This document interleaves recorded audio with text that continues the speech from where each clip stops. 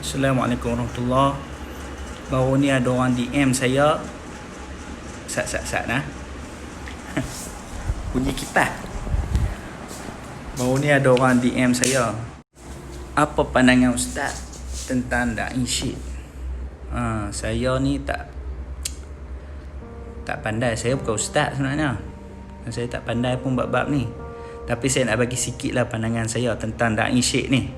Kalaulah da'i syed tu bersalah sekalipun, dibicara dan didapati bersalah, sekalipun dia bersalah, maka itu adalah rahmat Tuhan untuk dia.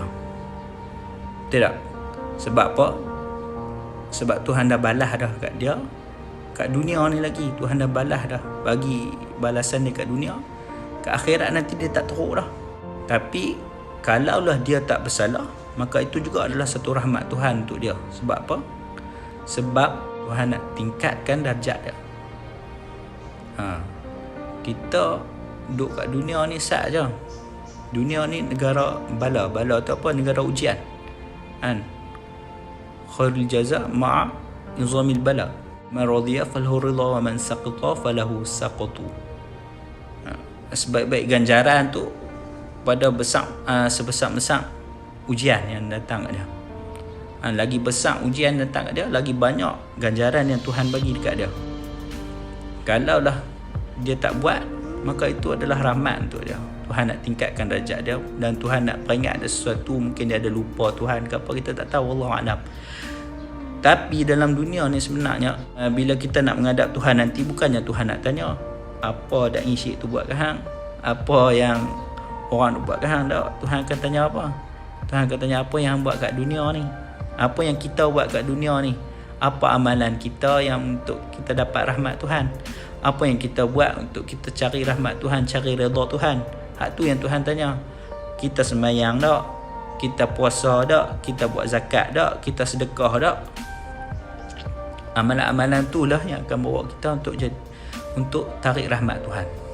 Bukannya hal lain, kan? Sebab kita duduk kat dunia ni sat je. Berjalan celik esok lusa atau tahun depan ke apa, kita pun tak tahu bila kita nak kembali ke kampung halaman kita yang sebenar. Tu akhirat lah, hereafter lah, orang putih kata.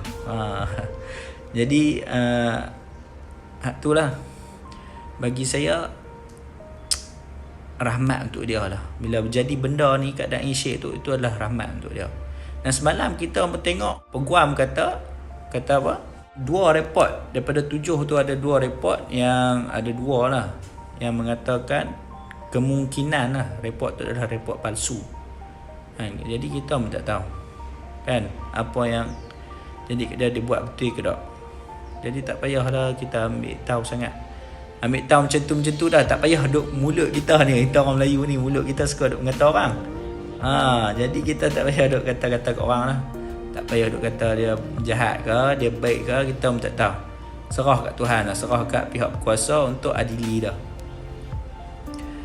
Kita cukup jaga diri kita, iaitu qu anfusakum wa ahlikum nar. Cukup jaga diri kita. Penuh diri kita dengan selawat, zikir, istighfar. Sayyidina Umar seorang yang hebat. Sampai Rasulullah dah jamin sahabat-sahabat ni, Sayyidina Umar ni masuk syurga, antara orang yang masuk syurga Sayyidina Umar.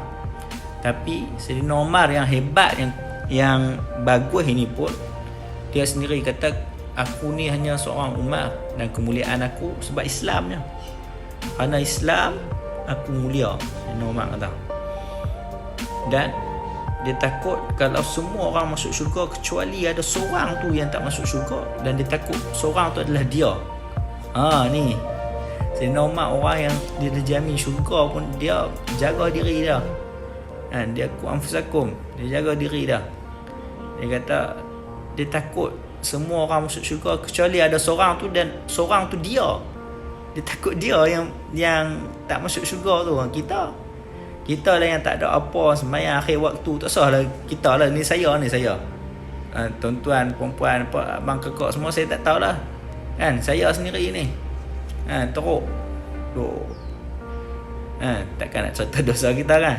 Tapi nak kata kita ni pun masih banyak aib yang Tuhan masih tutup untuk kita. Bayangkan kalau Tuhan buka aib kita, macam mana? Malu tak terkata? Tidak. Banyaknya dosa kita sebenarnya dengan Tuhan. Kalau Tuhan ni letak dosa tu ada bau taik ke apa, jenuh semua orang pekat tak mau mai kat kita. Tapi kerana rahmat Tuhan tu, hebatnya Allah Ta'ala tu, sayangnya Allah Subhanahu Wa Ta'ala tu 70 kali ganda daripada sayang seorang ibu pada anak, Allah Ta'ala tutup aib kita. Allah Ta'ala jaga kita. Rahimnya Allah Ta'ala, sayangnya Allah Ta'ala. Jadi kita sebagai manusia yang lemah, hina, jahil dan banyak dosa ni, kita kena sentiasa koreksi diri kita lah. Kena sentiasa kena sentiasa buat amal untuk kita, untuk akhirat kita nanti. Kita nak tahu macam mana kita dalam hati kita ni ada dunia ke tak? Bila kita duduk dengan kawan-kawan kita, apa yang kita sembang? Kita sembang apa dengan mereka? Sembang macam mana cara nak masuk syurga? Tak. Apa yang kita sembang? Macam mana cara nak dapat duit banyak? So dia kata orang ni orang ni nak cakap ni. Sama. Kan? Macam mana cara nak jadi kaya? Macam mana cara nak beli kereta mahal? Sembang pasal handphone, pasal motor, pasal kereta, pasal rumah. Jarang kita nak sembang pasal agama, pasal Tuhan. Kan? Sedangkan orang beriman tu dia apa? Walladzina amanu asyaddu hubban lillah. Orang beriman tu dia bersangatan cinta dia kepada Allah, bersangatan cinta dia kepada Allah. Dia jadi macam mana? Dia sentiasa suka cerita pasal Allah. Alladzina yadhkuruna Allah qiyaman wa qu'udan wa 'ala junubihim. Dia sentiasa ingat Allah, sentiasa zikir, sentiasa selawat. Tapi kita sentiasa sembang benda-benda dunia.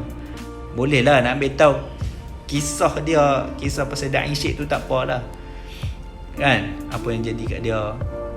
Doa untuk dia, doa yang baik-baik. Doa untuk dia, doa untuk kita, doa untuk seluruh umat dalam dunia ni, supaya kita sentiasa dapat rahmat dan kasih sayang Allah Subhanahu Wa Ta'ala. Saya pesan apa? Jadilah diri kamu hamba Allah sehamba-hambanya. Bila ditanya kepada kamu siapa orang yang paling lemah, hina, jahil dan banyak dosa, maka angkatlah tangan. Kata saya lah orang yang paling lemah, hina, jahil dan banyak dosa. Tak ada orang paling lemah, hina, jahil dan banyak dosa dalam dunia ni melainkan saya seorang je. Wallahu a'lam.